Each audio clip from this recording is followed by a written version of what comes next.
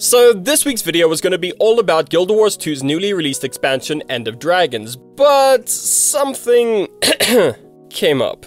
So instead, I thought I'd talk about something that's been on my mind for a while, something that, in my personal opinion, is one of the Elder Scrolls Online's biggest problems. And then, I want to talk about what I think ESO can learn from one of its biggest competitors, Guild Wars 2. Now, I'm in no way saying that one game is better than the other. I played both at launch and I think they're equally fantastic for different reasons. And yes, while in some ways they are very similar, it's the ways in which they're different that makes them interesting. But with that being said, I also don't think that ESO and Guild Wars 2 are so different that they can't learn from each other. So let's just be clear, these are massive games and I obviously can't talk about every aspect. What I am gonna do is focus on one glaring problem with ESO: movement. Now, before we get started, thank you. We've really been blown away by the support that's been rolling out over our last few videos, and we'd love to keep that train rolling. So ding the thing if you're new and you like our content. We've got so much more MMO-focused content coming throughout the year. Okay, so there's this famous myth that when creating Super Mario 64, Shigeru Miyamoto spent months playtesting the physics, just running Mario around in open fields and empty rooms, and this was all done before any other assets were added to the game. This was because before moving on to any other part of the game, Miyamoto wanted to make sure that movement was perfect. Whether this myth is true or not, I'm not sure, but the story stuck with me because it's a story about how some games are elevated from good to brilliant by nothing but the strength of their core movement mechanics.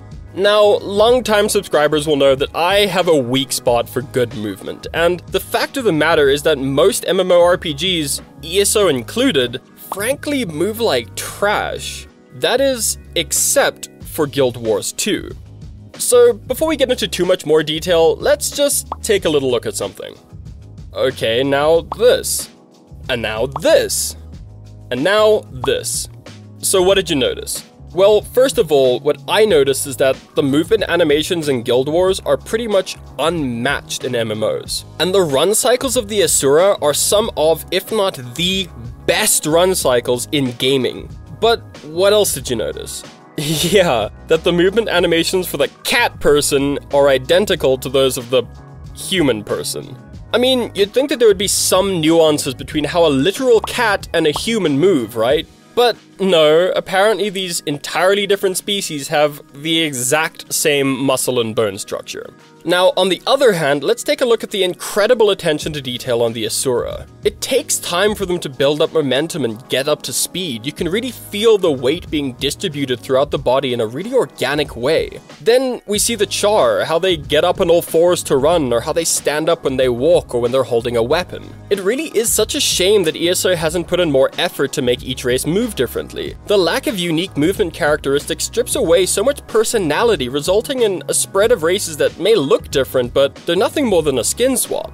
But okay, at the end of the day, animation and movement mechanics are different issues. What does it matter if animations suck if movement itself is still fun, right? Well, no, animation has a massive impact on how a character feels to move, but let's pretend it doesn't, and I guess that brings us to point number 2. Yeah, the actual movement in ESO kinda sucks as well.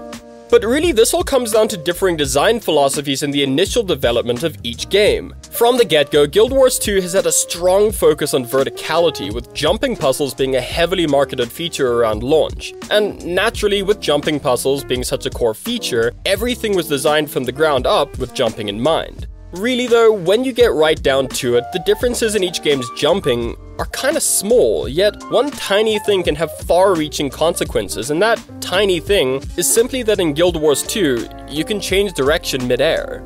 In ESO, if you want to jump forward, you have to build momentum, meaning that you kinda gotta get a running start. In Guild Wars, if you want to jump forward, you simply jump while pressing forward. This little difference in Guild Wars 2 combined with its air strafing makes moving around not just a hell of a lot easier, but a hell of a lot more fun.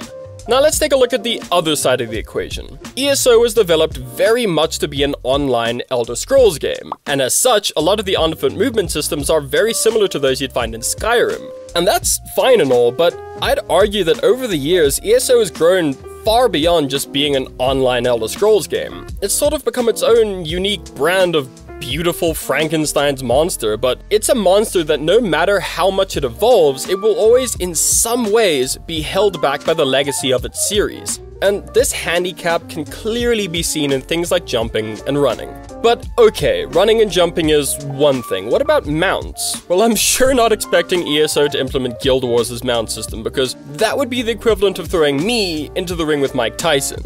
Guild Wars' mount system is unrivaled. Heart of Thorn saw the addition of the glider, and Path of Fire introduced an extensive stable of mounts. Mounts that, I might add, all have radically different and obscenely detailed mechanics. And with all these additions trickling into the game over the years, I can confidently say that Guild Wars 2 is hands down the most fun MMORPG to move around in. And if you want to fight about it, I'll be waiting for you in the comments.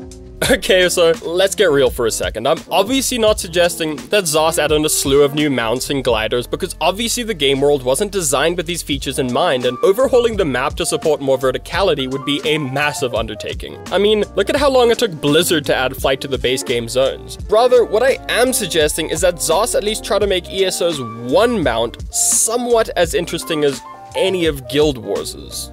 I think that's a pretty reasonable ask. Okay, so if we look at the mount system in ESO at the moment, what do we got? Well, a mount that takes 180 days to completely level up, keeping in mind that progress isn't even account bound. So you're gonna have to log in every 20 hours on each character to click a button. And if you do that 180 times, congratulations, you've leveled up your mount. Now, is anyone actually going to try and defend that? I mean, in Guild Wars, you actually have to engage in content to level up your mounts, and the progress is account-wide. And what about the mount upgrades themselves? Well, in ESO, we've got more speed, more stamina, and more inventory. Blow me down with a feather, that's just some jaw-dropping creativity. And while we're on the topic, let's go back to my previous point about animations. As you level up your riding speed, the animations don't change in any way, so once you have a fully maxed out mount with all your speed buffs on, it just looks goofy. And you don't want something like max riding speed, which should be awe-inspiring to noobs, to look silly. Look, I can't imagine that adding in a few more interesting upgrades to ESO's mounts would be that hard. I mean, maybe as you dismount in combat, you do a little swipe on a bear or a kick on a horse. It wouldn't be game-breaking, but it would be fun. And that's really what I'm getting at here. In ESO, movement just needs to be more fun. Or any fun, for that matter. What changes would you like to see added to ESO's movement? Better swimming animations? Faster mount-up times? Or are you happy with the way things are? Let me know down in the comments and we can talk about it. As I said at the front of this video, I love both games, and I honestly don't rate either one higher than the other. I point out ESO's flaws because, well, I love this game, and I want it to be better. Thank you so much for watching. Subscribe if you like our content, it really helps out the channel. Not to mention the fact that recent studies have shown that there's a direct correlation between sub numbers and my dopamine levels. Check out our other content over here, like this video where we talk about Lost Ark being banned and what it means for the future of ESO, or check out this video that I'm sure you'll take. I'll catch you guys in the next one, and remember, y'all know this is just my opinion, right?